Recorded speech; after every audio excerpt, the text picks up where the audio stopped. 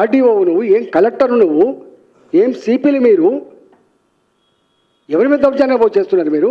చట్టం లేదా, సిస్టమ్ లేదా, పద్ధతి లేదా మీకు?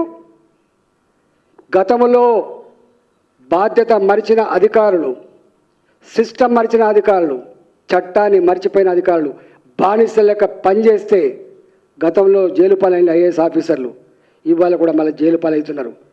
ఖబర్దార్ అని చెప్పి హెచ్చరిస్తా ఉన్నా.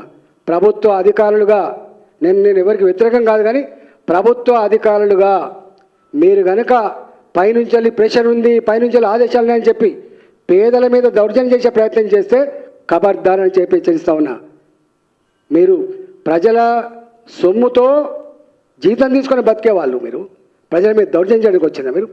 ప్రభుత్వాలు ఉంటాయి పోతాయి, పార్టీలు ఉంటాయి పోతాయి, అధికారం 5 సంవత్సరాలే, కానీ నువ్వు 30-35 ఏళ్ళు ఉంటావు. మర్చిపోతున్నావు నువ్వు.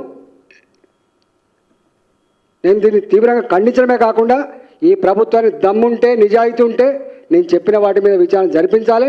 ఆ పేదలకు కూలగొట్టబడ్డటువంటి ఆ ఇళ్లకు కంపెన్సేషన్ కట్టియాలి, వాళ్ళకు సారీ చెప్పాలి. ఎవడు పర్మిషన్ ఇచ్చిండో నువ్వు నిజంగా నీకు దమ్ముంటే అప్పటి కలెక్టర్ని ఫస్ట్ కేసు పెట్టు, పర్మిషన్ ఇచ్చిన జిహెచ్ఎంసీ అధికారుల మీద కేసు పెట్టు, నీ ఎంఆర్ఓ మీద కేసు పెట్టు. అమాయకుల మీద కేసులు పెడతావా? అమాయకులు భయపెట్టిస్తావా? ఎవరిచ్చారు? నిజంగానే వాటికనే కట్టుకున్నారు, ఏమి లేని కూలగొట్టినాడో అర్థం ఉంది. అన్నీ ఉండంగా మొత్తం అన్నిటికన్నీ మీకు ప్రొవైడ్ చేస్తాను. నేను కేర్ఫుల్గా ఉండమని చెప్పి హెచ్చరిస్తున్నా. అధికారం నీకు 1 ఏళ్ళు ఇచ్చినా, నీకు 5 ఏళ్ళు ఇచ్చిండ్రు, మంచి చేయమని చెప్పి ఇచ్చిండ్రు. నేను అంటున్నా, ముఖ్యమంత్రి గారికి ఈ విషయం తెలుసా తెలియదు నాకు తెలియదు, కానీ మున్సిపల్ అడ్మినిస్ట్రేషన్ మినిస్టర్గా దీని మీద స్పందించాలని చెప్పి నేను కోరుతున్నా. విచారణ జరిపించమని చెప్పి కోరుతున్నా. ఇప్పుడు 350 ఉన్నాయి, కేవలం పిన్ పాయింటెడ్గా కొన్నింటినే కూలగొట్టిండ్రు. అంటే రాజకీయ కక్ష స్పష్టంగా కనబడతా ఉంది.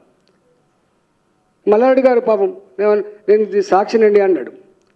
నారగోని గారు నేను సాక్షి సార్ అన్నాడు. ఆయన శశిధరెడ్డి సాక్షి. ఇక్కడ 35 ఏళ్ళుగా తొండలు గుడ్లు పెట్టని ఆనాడు ఎకరం భూమి 5,000కు 10,000 ఎకరం ఉన్నప్పుడు పోయిన బాపతల్లి ఇల్లు పర్వతాపురం. ఇవాళ రావచ్చు 50,000 గజం కావచ్చు, ఇలా కొంచెం డెవలప్ కాగానే పెరగవచ్చు. కానీ నేను ఈ అధికారుల చర్యను ఖండిస్తున్నా. బానిస లెక్క ప్రవర్తించే, బానిస లెక్క పనిచేసే అధికారులు తప్పకుండా రేపు పనిష్మెంట్ ఉండడానికి గుర్తు పెట్టుకోమని చెప్పి కోరుతున్నా. నేను చట్టం ప్రకారం పనిచేయమని చెప్పి కోరుతున్నా, సిస్టమ్ ప్రకారం పనిచేయమని చెప్పి కోరుతున్నా. ప్రభుత్వం కూడా ఇవాళ దీని మీద వెంటనే విచారణ జరిపించాలి. ఎవరికైతే అన్యాయం జరిగిందో ఆ సాయి ప్రియ ఎంక్లేవ్ కావచ్చు, ఇవాళ కూలగొట్టబడ్డ ఇల్లు కావచ్చు, వాటికి న్యాయం జరగాలని చెప్పి నేను డిమాండ్ చేస్తున్నా.